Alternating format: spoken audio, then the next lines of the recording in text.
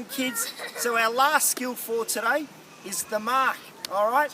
I'm going to hand over to Matt in a moment. He's going to take you through just 2 or 3 really key points and a fantastic activity that you can practice at home. Get your mums, dads, brothers, sisters out to practice this one. Yeah, we recommend that you do that, and it'll be lots and lots of fun. So I'm going to hand over to Matt now to take you through the mark. Alright guys, so we're going to talk about the mark as Mr. Hardman says, and there's really two types of marks and different variations of those 2 types. There's the chest mark, where we wrap the ball up into our chest with our arms, and we generally use this type of skill on a wet day, okay, when we need to get our whole body behind the ball. But what we're going to talk about today and have a look at today is the overhead mark. So it's probably the more spectacular of the marks. Okay, you might see Jeremy Howe from the Collingwood Footy Club taking some speckies, and it's pretty much always an overhead mark. So this is a skill that we really need to get good at to be a good AFL football player. Alright, so the most important element of any ball sports, but particular overhead marking, is to keep our eyes on the ball. Right, we've got to watch the ball all the way into our hands. As that ball shifts, so should our eyes. Our eyes should always shift to where the ball's going. The second part of our overhead marking is to have really strong hands. Now, if we make a butterfly or a W with our hands, as the ball hits our hands, that W right in the middle, we want to clasp over. Okay, it's like the butterfly flapping its wings and closing over. Okay, go again. And we close those hands over, okay? So here's a drill that we can all do at home to really work on keeping our eyes on the ball and getting our butterfly hands working. All right, so our first player off the cone is Chloe, so here we go, Chloe. Eyes on the ball, very good, very good, well done, well done. Here we go again. Good job, well done, excellent. Go again, Gracie. Good, well done, we have to put it up a bit high for you next time. Here we go, Jim. Yeah, good job, mate. Oh, and he wants to kick it back to me. Very good, very good. Oh, here we go, here we go. Come on, Tessie. Nice big run and jump. Good, oh, get those good hands hands, Tess. together, that's excellent, well done.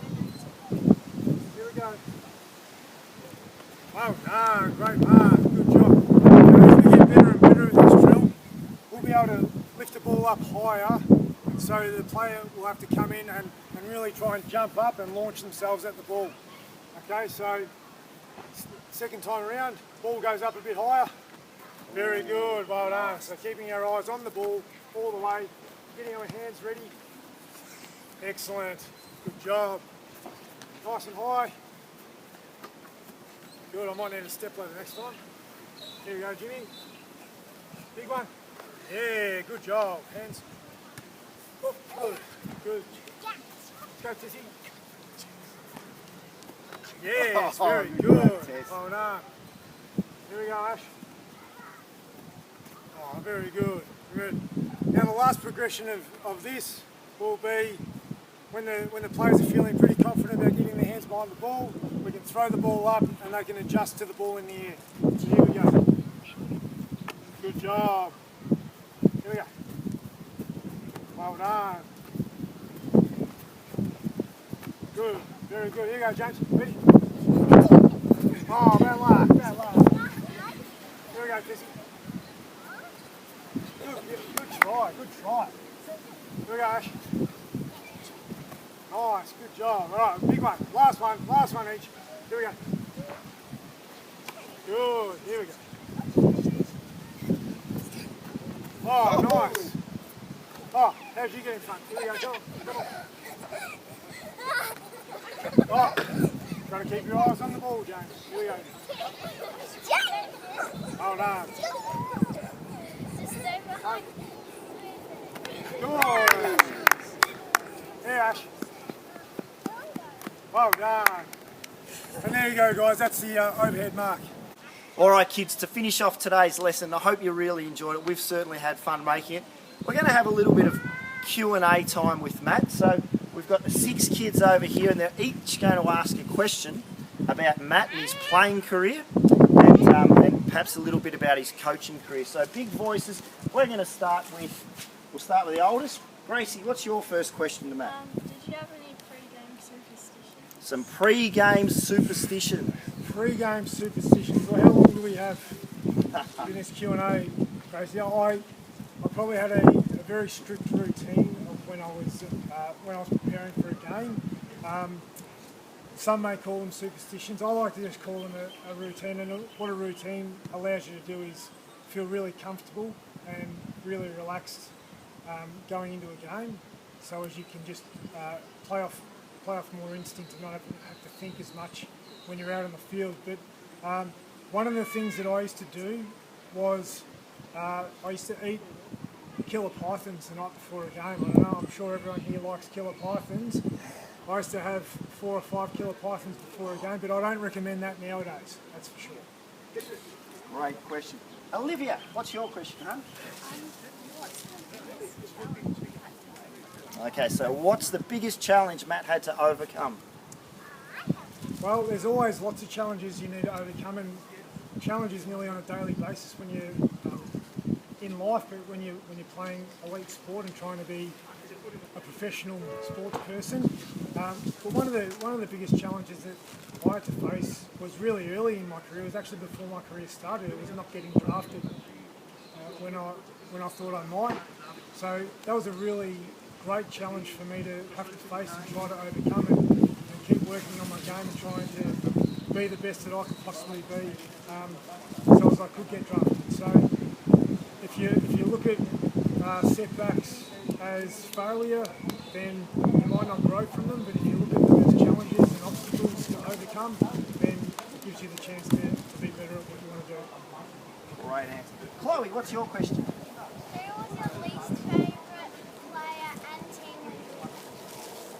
Well, I might not be able to talk too much about this now that I'm at Collingwood, but I think like most people growing up, you either loved Collingwood or you were on the other end of that. And my family certainly weren't avid Collingwood supporters. So, but it's funny how life turns around now. I absolutely love the club, and it's a great club to be a part of. So Collingwood probably weren't my favourite team growing up, but they're definitely my favourite now. What's your player? No, I liked all the players. They all were very unique and different in their own way, and that's what makes the AFL and the world special. That everyone's different and unique, and you appreciate everyone for who they are. Fantastic. Asha, what's your question to Dad? What did it feel like to play in the grand final? Great question.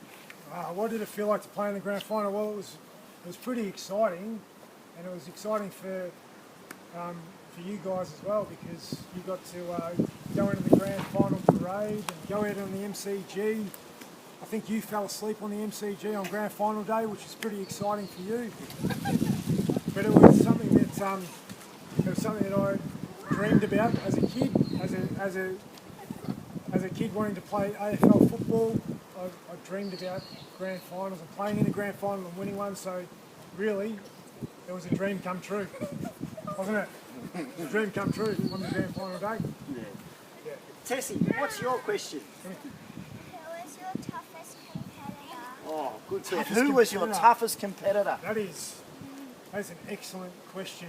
I was, as Mr. Hartnett, your dad mentioned, I was lucky to play for a long time, so I got to play against lots of very, very good players. But one of the players that was the toughest player, and you guys probably don't even know who he is, was a player named Daniel Kerr from West Coast Eagles. And I'm not sure many listening at home would know who Daniel Kerr is either, but he was one of the best midfielders of his time, and we always had really, really fun, tough competitions when we played against each other, and I really enjoyed that. Great question. And James, have you got a question for Dad? Was it something like, what's it like to coach? I think James wanted to ask, what's it like to coach now?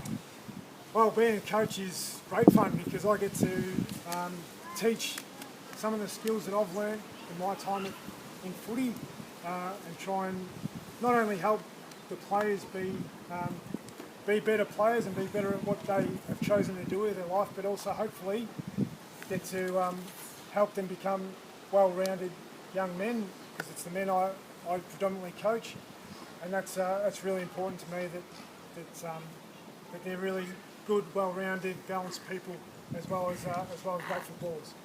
That's fantastic.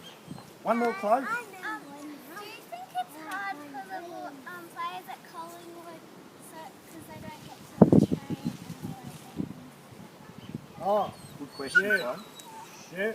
yeah. Is it hard for the players at Collingwood to not be able to play and train at the moment, like all the AFL players? I'm sure it is it's very hard for them. It's a big challenge for them to overcome.